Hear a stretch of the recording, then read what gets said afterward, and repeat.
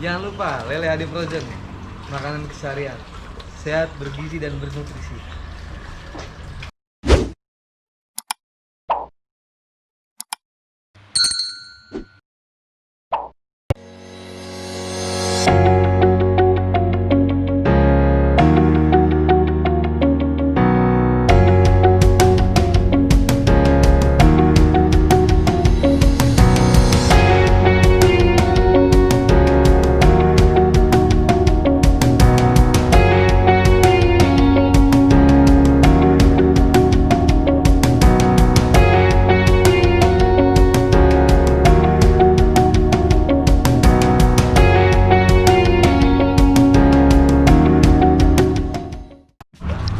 Hai guys, selamat pagi. Pagi ini kita akan ceritanya mau panen nih guys. Jadi kebetulan kita 2 bulan lalu sudah melakukan penanaman bibit ikan lele yang pertama dengan panjangnya beda-beda. Jadi kemarin kita tanam dengan panjang 11-12, kemudian ada yang 9-10, kemudian 7-8. Kira-kira 2 bulan lalu.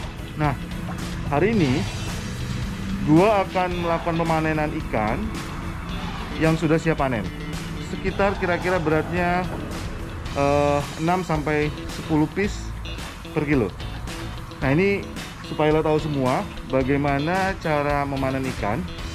Kita harus memisahkan yang sudah siap panen dengan yang belum panen. Oke, saksikan bagaimana kita melakukan pemanenan ikan pertama di kolam Lele HD. Selamat menyaksikan guys. Nah, ini jadi guys, kita buat dulu. Jadi ini kita siapkan tempat ikan yang akan kita pisahkan untuk kita panen. Nah, ini penampungannya guys. Kemudian kita akan lihat kolam yang akan kita panen yang mana. Nah, ini guys, kolam ikan yang akan kita panen ada di kolam, kita menyebutnya kolam 1 karena ini kolam yang pertama kali. Dan ikannya sudah besar dan memang panjangnya atau beratnya beda-beda guys. Jadi pertumbuhan ikan lele memang tidak semuanya bertumbuh secara serempak ya. Artinya beratnya bisa dipastikan beratnya sama semua, karena perbedaan dari mereka bisa menerima makanannya dan juga perbedaan dari genetikanya. Jadi memang ada yang mempengaruhi dari gen sendiri kenapa ikan lele bisa pertumbuhannya beda-beda. Oke guys, kita akan lihat di sini ada 4 kolam. Jadi ini kolam yang kemarin kita tanam ikan ukuran 11-12, 2 bulan sudah ada yang sekilo 6 ekor sampai dengan 6 kilo, sekilo dengan 10 ekor. Kemudian itu ada kolam 2 guys. Kemudian ini ada Mas Adul. Hai. Ini ahlinya perikanan ini, Mas Adul. Ini ada kolam 3 dan sana kolam yang paling besar guys, ada kolam 4. Kita coba panen, kita pisahkan dulu. Nanti yang belum masuk kategori siap panen kita pisahkan lagi. Jadi memang kita guys, kita kasih jaring ini supaya kolam kita pada saat panen lebih mudah. Artinya kita nggak usah kurangin semuanya airnya, tapi nanti kita angkat aja. Jadi kita bisa menghemat air juga, karena memang kebetulan kolam di tempat kita sekarang ini kita bukan di tempat yang jauh di pedalaman, tapi memang di perkotaan yang notabene kita mencoba menghemat air, mencoba menghemat penggunaan air supaya nggak terlalu boros ya. Jadi ini dia jaringnya. Halo Mas Bro Rohim. Nah, ini ahli perikanan juga dari Sukabumi. Beliau di sana menanam ikan emas, ikan gurame, ikan lele salah satunya, dan ikan-ikan yang lain ya Mas Rohim ya. Iya Pak. Iya, ikan hidup yang pasti ikan hidup. Ikan mati beliau tidak menanam ya. Nah, jadi kita akan lihat bagaimana nanti ikan-ikan ini kita pisahkan, yang besar dan yang kecil.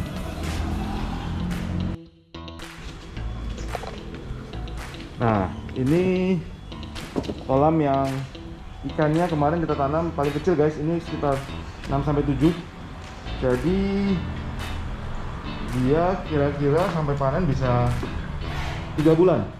3 bulan umurnya. Kalau yang ini kemarin kita tanam ikan dengan dengan panjang 90, dia bisa panen sekitar 2,5 bulan. Ya. Jadi gua akan kasih lihat nanti kenapa kita panen terpisah, karena memang ya tadi guys, ikan ini besarnya juga dipengaruhi oleh banyak variabel makanan, mereka berebut makanan, kemudian ada juga karena genetikanya, dan juga mungkin kondisi air yang memang kurang baik ya. Nah, ini gue akan kasih lihat, ini kolam buat air baku guys. Jadi kalau seandainya lo mau nanya air baku itu apa, air baku itu adalah, menurut gue nih ya, air baku itu adalah air yang sudah kita biarkan sekitar 5-6 hari untuk kita gunakan sebagai pengisian dari ikan yang kita kuras gitu. Jadi memang pengalaman gua dan dari kita tahu juga, tapi menurut pengalaman gua memang ikan lele ikan yang orang bilang mudah, tapi nggak mudah-mudah juga guys. Kenapa? Karena kalau kita langsung kasih air yang dari tanah gitu, atau mungkin dari jet pump itu dari PDAM, itu akan lebih bahaya lagi. Jadi kita harus menetralisirnya dulu. Meskipun air di tempat gua ini sebetulnya pH-nya sudah, let's say sudah hampir 6,8 sampai dengan 7,2. Artinya sebetulnya dari sisi kadar pH air di tempat gua sudah cukup baik. Tapi tetap aja ketika kita kasih airnya langsung ke dalam kolam, biasanya ikan gua koit guys.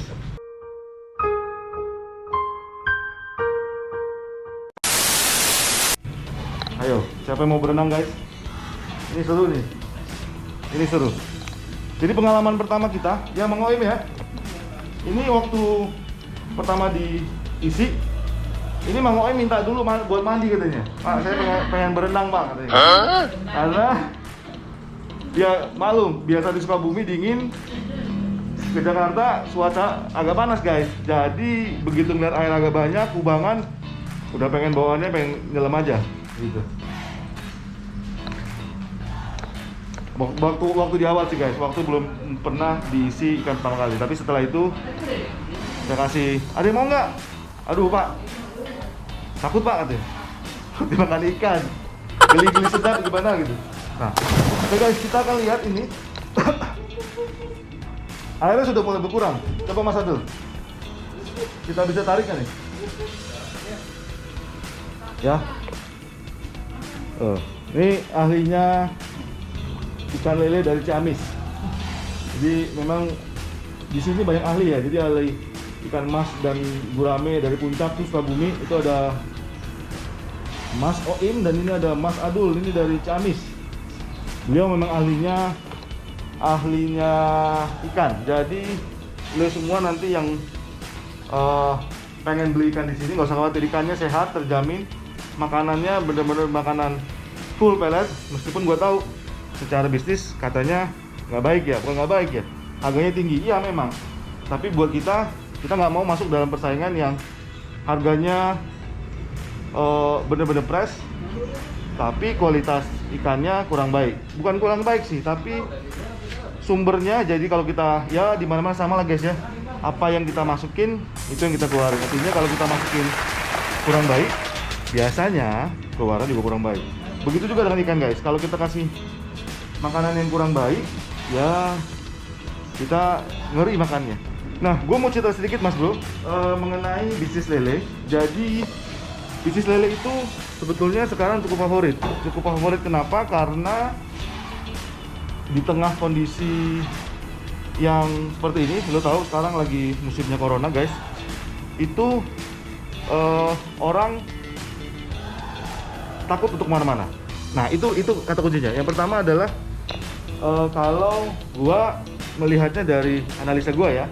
Jadi yang pertama orang takut kemana-mana, yang kedua orang pengen masak sendiri juga, tapi nggak ribet bro, yang nggak ribet, yang mudah. Nah yang pasti kebutuhan protein manusia itu tetap ada, tetap tinggi karena itu buat pertumbuhan manusia.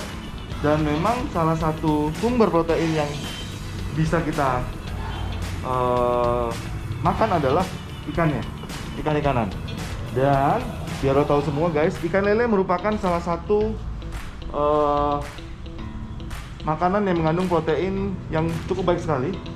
Jadi kandungan omega 3, kandungan protein-protein lainnya cukup kompleks di ikan lele ini. Dan kalau lo tahu, buat mungkin ibu hamil, kemudian anak-anak, karena zat besinya pada ikan lele ini cukup banyak ya. Jadi salah satu makanan yang mengandung zat besi cukup banyak adalah di ikan lele. Nah, itu merupakan sebuah opportunity menurut gua. Jadi sebuah peluang kenapa kita bisa mulai menanam ikan lele, baik itu untuk kebutuhan pribadi maupun kita berbisnis. Kalau kayak gue ini guys, sebetulnya ini kita coba untuk kebutuhan pribadi dan berbisnis. Jadi artinya ikan ini nggak kita konsumsi sendiri, tapi kita jual, tapi dengan menambahkan value added terhadap barang ini. Menambahkannya bagaimana? Menambahkannya dengan cara memproses ikan segar, ikan yang masih hidup guys, kita proses menjadi lele frozen. Jadi kita olah, kita bersihkan, kita kasih bumbu, kemudian masuk ke freezer.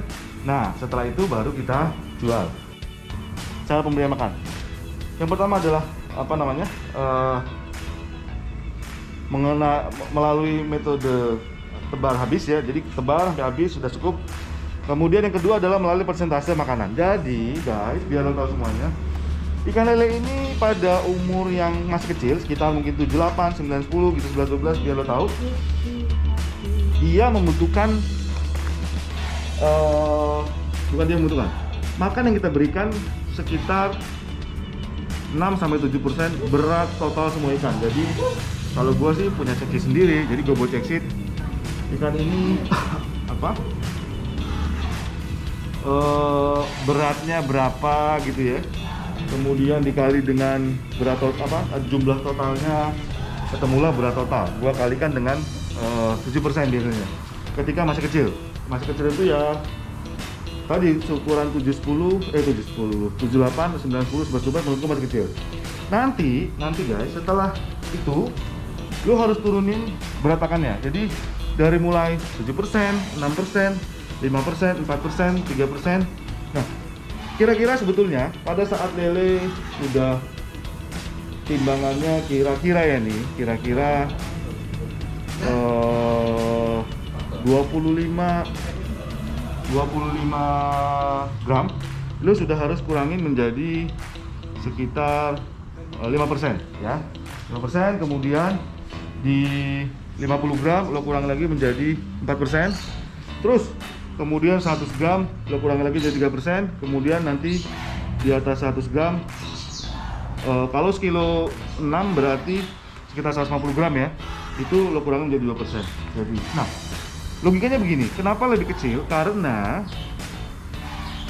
berat ikan yang makin besar kan jumlahnya sedikit, jadi ya makannya tetap banyak sebetulnya, cuman karena apa namanya, kuantiti ikannya sedikit, ya lo kurangin jumlah pakannya, tapi beratnya jadi besar. Logikanya begitu. Jadi ada dua metode dalam hal pemberian pakan. Kita akan lihat ini sudah mulai airnya sedikit. Jadi Ijal tuh, ini Mas Ijal ahlinya lele juga, jadi dia ahlinya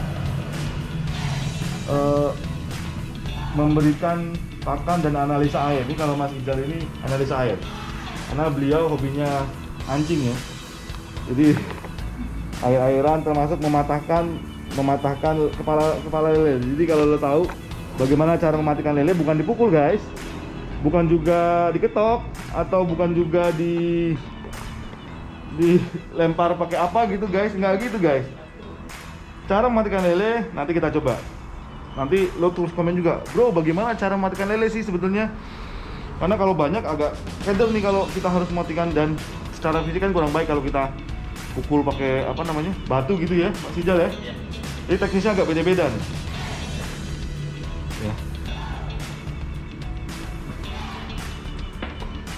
Nah ini yang tadi guys, ini yang gue sebut adalah kalau dia sudah nggak dimakan, berarti nggak, kita stop pemberian pakannya. Ya. Tadi ini kita tambahkan dari persentase pakan memang karena ikannya mau kita puasain dulu setelah ini guys, sebelum kita proses dengan lele progeny. Ya. Jadi yang sudah mau panen nanti kita bawa keluar, kita jemur dikit, satu hari jemur kasih matahari. Kemudian yang belum siap panen kita taruh di sini, sambil nanti guys kita cek kolam lain yang nggak bisa, kita pindahin ke kolam ini juga supaya nanti panennya barengan.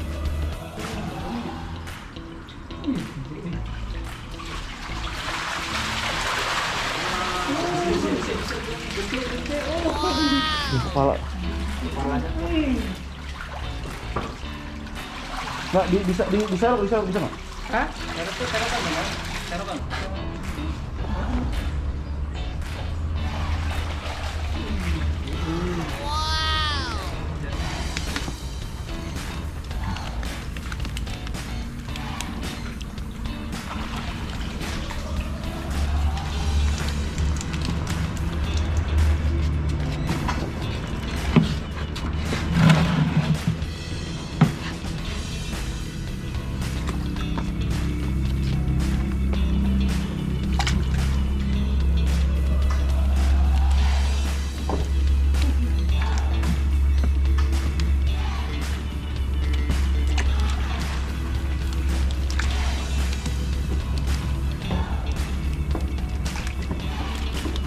Nah ini proses, namanya proses pemilahan guys. Proses pilah yang ukurannya siap panen kita pindahin. Coba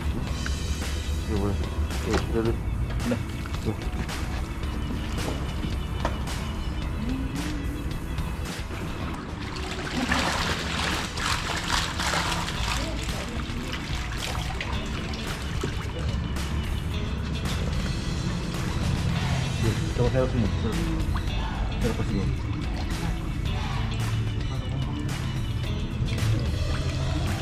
Jadi ya, itu. Kamu bawa yang banyak, kamu bawa sini. Bawa yang banyak sini. Itu boleh.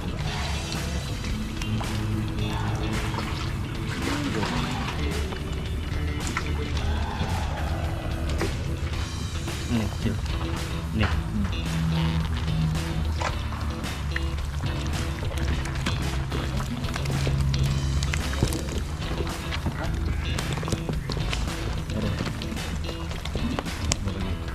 Jadi guys, memelihara lele memang nggak mudah-mudah amat guys, karena salah satu kerugian yang bisa kita dapat dari memelihara lele yang bisa terjadi adalah salah satu variabel adalah kematian lele. Nah, kenapa? Karena variabel untuk kehidupan ataupun untuk memelihara lele supaya ikannya bisa hidup itu banyak sekali. Nah, salah satunya ada air, ada kondisi makanan, kondisi lingkungan. Kita proses pemilahan yang harus sering kita lakukan supaya besarnya sama. Nah, gue cuma mau bilang bahwa persentase ya, yang normal itu di angka 5%. Dan kita ini sebetulnya dengan pemeliharaan yang baik, persentase kematiannya hanya 5%. Di bawah itu, jadi 10%, 15%, 20% itu kemungkinan banyak terjadi sebetulnya. Ya, cuman ya alhamdulillah kita nggak sampai segitu ya. Cuman potensinya bisa seperti itu. bisa 15%, 20%. Nah kalau sudah begitu biasanya udah nggak bakal untung lah, karena banyak yang mati ya. Nah yang kedua adalah, mungkin nggak sih kematian lele itu di bawah atau di lebih kecil daripada 5%? Menurut gua sih, pengalaman gua sih kayaknya nggak mungkin ya. Tapi gua nggak tahu, kalau nanti lo ada pengalaman di bawah 5% atau 4%, 3%, 2%, 1% memelihara lele dari ukuran 9-10, tolong komen di bawah ini, nanti gue mau belajar bagaimana caranya. Tapi menurut pengalaman gue sih, rasa-rasanya nggak mungkin ya, karena memang cukup susah. Jadi 5% itu masih kadar yang oke, persentase yang oke, tapi di bawah itu menurut gue sulit. Ini ya, kalau lo pelihara 1000, panennya ya 950 ekor, itu udah bagus banget. Nah, untuk melihara sepanjang 2 bulan sampai 3 bulan, 5% persentase kematian menurut gua itu adalah angka yang kecil sekali ya.